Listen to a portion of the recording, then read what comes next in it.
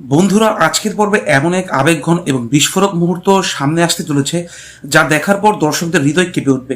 বহুদিন ধরে যে সম্পর্কে টানাপোড়েন, ভুল বোঝাবুঝি আর না বলা ভালোবাসা নিয়ে গল্প এড়িয়ে চলছে, এবার যেন সেই সব কিছুর মোড় ঘুরতে শুরু করেছে এক অপ্রত্যাশিত ঘটনাকে কেন্দ্র করে। এমন একটি দৃশ্য সামনে আসবে যেখানে অনুভবের চোখের সামনেই ঘটে যাবে এমন কিছু যা তার বুকের ভেতরটা এক মুহূর্তে ভেঙে চুরমার করে দেবে। পর্বের শুরুতেই দেখা যায় চ্যাটার্জি বাড়ির পরিবেশ অদ্ভুত রকমের নীরব। সবাই যার যার কাজে ব্যস্ত থাকলেও বাড়ির ভেতরের জন্য এক ধরনের চাপা অস্বস্তি কাজ করছে। অন্যদিকে লাজু নিজের ঘরে একা বসে অতীতের নানা স্মৃতি মনে গভীরে নিয়ে চিন্তায় ডুবে থাকে। সে বারবার অনুভবের বলা কিছু কথার কথা মনে করছে, নিজের মনকে শক্ত করার চেষ্টা করলেও কোথায় যেন সে নিজেই বুঝতে পারছে তার জীবনের সিদ্ধান্তগুলো তাকে আরো কঠিন এক পরিস্থিতির দিকে ঠেলে দিচ্ছে। এদিকে অনুভব বাড়ির অন্য প্রান্তে দাঁড়িয়ে লাজুর কথা ভেবেই অস্থির হয়ে পড়ছে। অনেকবার ইচ্ছা করলেও সে আর লাজুর সামনে গিয়ে নিজের মনের কথাগুলো বলতে পারেনি। অহংকার, অভিমান আর পরিস্থিতির জটিলতা তাদের দুজনকে এমন এক দূরত্বে নিয়ে এসেছে যেখান থেকে ফিরে আসা এখন দিন দিন আরো কঠিন হয়ে পড়েছে। ঠিক তখনই বাড়ির মূল ফটকে এসে উপস্থিত হয় সুদেব। তার আগমনে বাড়ির সবাই কিছুটা অবাক হয়ে যায়। কেউ বুঝতে পারে না হঠাৎ করে সে কেন এসেছে, তবে সুদেবের মুখের আত্মবিশ্বাস দেখে মনে হচ্ছে সে যেন আগে থেকে ঠিক করে এসেছে আজ এমন কিছু করবে যা সবাইকে হতবাক করে দেবে। সুদেব সোজা লাজুর ঘরের দিকে এগিয়ে যায়। তাকে আটকানোর আগেই সে দরজার কড়া নেড়ে ভেতরে ঢুকে পড়ে। লাজু প্রথমে বিস্মিত হয়ে যায়, সে ভেবেই উঠতে পারে না এই সময় সুদেব তার ঘরে কেন এসেছে। শান্ত গলায় সে জানতে চায়, আপনি এখানে কোনো দরকার ছিল? সুদেব মৃদু হেসে কয়েক পা সামনে এগিয়ে আসে। তার চোখে মুখে অদ্ভুত এক আত্মবিশ্বাস। সে বলে, অনেকদিন পরে তোমার সঙ্গে একান্তে কথা বলার সুযোগ পেলাম, আজ আর কোনো বাধা শুনতে চাই না। রাজু স্পষ্ট জানিয়ে দেয়, যা বলার এখান থেকেই বলুন, এত কাছে আসার কোনো প্রয়োজন নেই। কিন্তু সুদেব যেন সেই কথার কোনো গুরুত্বই দেয় না। সে ধীরে ধীরে আরো কাছে চলে আসে। লাজু কয়েক কদম পিছিয়ে গেল, ঘরের দেয়াল গিয়ে থেমে যায়। পরিস্থিতি ক্রমে অস্বস্তিকর হয়ে উঠতে থাকে। ঠিক সেই সময় বাড়ির করিডোর দিয়ে হাঁটতে হাঁটতে অনুভব লাজুর ঘরের সামনে এসে দাঁড়ায়। ভেতর থেকে কিছু কথাবার্তার শব্দ শুনে সে অজান্তেই দরজার সামান্য খোলা অংশ দিয়ে তাকায়। আর সেই এক ঝলক দৃশ্যে তার পৃথিবীটা যেন মুহূর্তের মধ্যে অন্ধকার হয়ে যায়।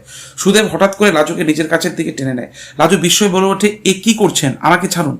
কিন্তু সুদেব তার কথা না শুনে আরো শক্ত করে জড়িয়ে ধরে। নিজের অধিকার দেখিয়ে সে এমন আচরণ করতে থাকে যা দেখে যে কেউ হতবাক হয়ে যাবে। মুহূর্তের মধ্যে সে লাজুর কপালে তার গালে চুমু খাওয়ার চেষ্টা করে। এই দৃশ্যটা দরজার বাইরে দাঁড়িয়ে নিজের চোখে দেখে ফেলে অনুভব। এক মুহূর্তে তার মুখের সমস্ত রং ফ্যাকাশে হয়ে যায়।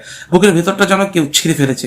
সে বিশ্বাসই করতে পারে না তার সবচেয়ে প্রিয় মানুষটি এভাবে অন্য একজনের বাহুতে দেখতে হবে।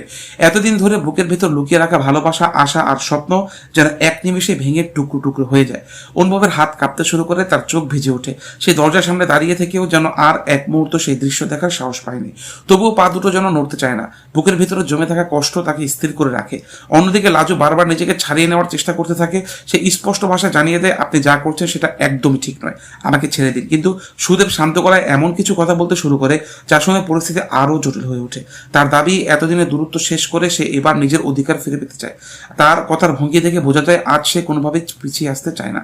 ঠিক সেই সময় অনুভবের চোখ দিয়ে নীরবে গড়িয়ে পড়ে এক ফোঁটা জল। সে আর বুঝতে পারে না নিজের ভালোবাসাকে বাঁচানোর জন্য লড়বে নাকি সবকিছু হারিয়ে নীরবে সরে যাবে। তার সামনে যে দুটি পথ খুলে যায়, কিন্তু কোন পথটি বেছে নেবে সেটাই সে দাঁড়ায় সবচেয়ে বড় প্রশ্ন। এরপর কি ঘটবে? লাজু কি নিজে এই অস্বস্তিকর পরিস্থিতি থেকে মুক্ত করতে পারবে? অনুভব কি আর চুপ করে থাকবে, নাকি হঠাৎ করেই সেই ঘরে ঢুকে এমন এক সিদ্ধান্ত নেবে যা পুরো চ্যাটার্জি বাড়ির কাঁপিয়ে দেবে? আর সুদেবের এই আচরণের পেছনে কি কোনো শুধু আবেগ, নাকি লুকিয়ে আছে আরো বড় কোনো পরিকল্পনা? এরপর দেখা যায় অনুভব এক মুহূর্ত সেখানে দাঁড়িয়ে থাকতে পারে না। বুকের ভেতরে যন্ত্রণা লুকিয়ে সে ধীরে ধীরে সেখান থেকে সরে যায়। তার চোখের জল মুছে ফেললেও মনের কষ্ট কিছুতেই কমে না। নিজের ঘরে গিয়ে দরজা বন্ধ করে দেয় সে। চারদিকে নিস্তব্ধতা, কিন্তু তার বুকের ভেতরে যেন ঝড় বইছে। বারবার তার চোখের সামনে ভেসে উঠতে থাকে সেই দৃশ্য। সে নিজেই প্রশ্ন করতে থাকে, আমি কি সত্যি সব হারিয়ে ফেললাম? যাকে এতটা ভালোবেসেছি সে কি আর কোনোদিন আমার হবে না? অন্যদিকে লাজু তখনও সুদেবের আচরণে ভীষণ অস্বস্তিতে পড়ে থাকে। সে জোরে সুদেবের সরিয়ে দিয়ে বলে, আপনি দয়া করে আর এক পাও আমার দিকে এগোবেন না। সম্পর্কের নামে কাউকে জোর করা যায় না। সম্মান না থাকলে কোনো সম্পর্কই টিকে না। লাজুর কথা শুনে সুদেব কিছুটা থেমে গেলেও নিজের অবস্থান থেকে একটু সরে যায়নি। বরং সে শান্ত করে বলতে শুরু করে, তুমি হয়তো এখন আমাকে ভুল বুঝছো, কিন্তু আমি এত সহজে তোমাকে ছেড়ে দেওয়ার মানুষ নই। আমি যা হারিয়েছি তা ফিরে পেতেই এসেছি।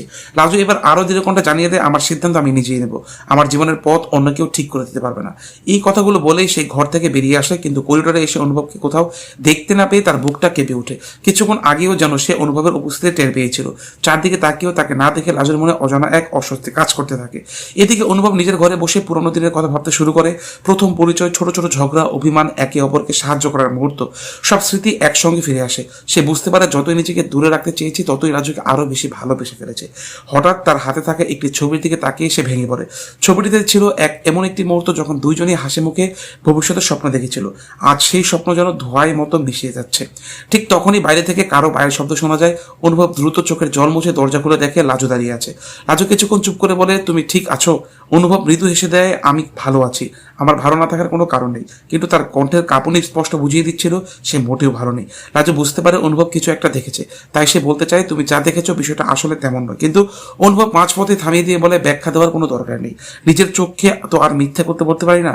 এই কথাটা শুনে লাজুর বুকের ভেতরটা মোচড় দিয়ে ওঠে। সে বুঝতে পারে ভুল বোঝাবুঝি আরো গভীর হয়ে গিয়েছে।